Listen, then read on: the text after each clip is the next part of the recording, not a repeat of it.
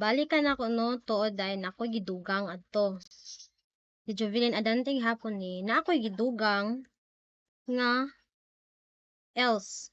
kondisyon diri kay kung buot huna-hunaon kung what if ang atong ikuan diri kanang pananglitan nato ang gi-input diri nato sa text sa gi-input sa user kay wala day vowels.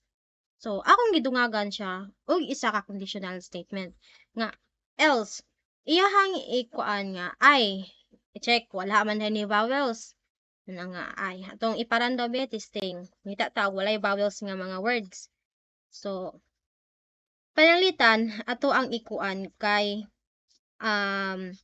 fly di ba wala siya vowels mana nga iyang i-print ihang mo ni atong gikuan mo nga gamay naman siya daan so gi-print gyapon nato siya gi-print gyapon ang gamay tunod kay tulo raman kabuok ka litra tulo sila kabuok ang ihang text length is equals to 3 karon kay ang type kay hala string man day siya kay words man siya di man pud siya number word man siya mga letter nga na i-print na to siya print kay wala may mga kuan wa man gyapon nakita to si A man nga pag diri kinalasan is no vowel siya mao na akong gidugang kay